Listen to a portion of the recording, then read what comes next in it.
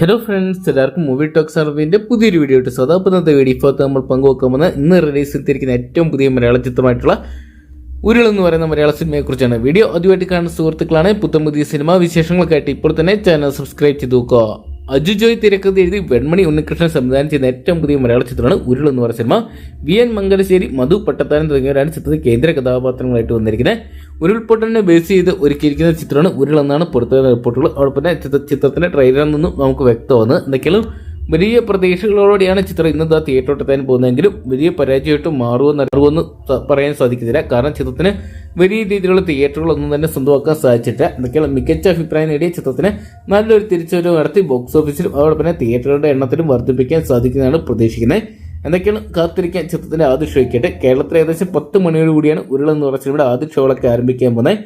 എന്തൊക്കെയാണ് ചിത്രം ബോക്സ് ഓഫീസിൽ വലിയൊരു വിജയമായിട്ട് മാറ്റാൻ നമുക്ക് പ്രതീക്ഷിക്കാം. അപ്പോൾ ഇന്നത്തെ ദിവസം നിങ്ങൾ എത്രയാണ് ഉരുൾ എന്ന് പറയുന്ന മലയാള സിനിമ തിയേറ്ററിനായിട്ട് കാണാൻ വേണ്ടി കാത്തിരിക്കുന്നത് കമന്റ് ബോക്സിൽ നോക്കുക. വീഡിയോ ഇഷ്ടപ്പെട്ടെങ്കിൽ ലൈക്ക് ചെയ്യാനും ഷെയർ ചെയ്യാനും ചാനൽ സബ്സ്ക്രൈബ് ചെയ്യാനും മറക്കണ്ട.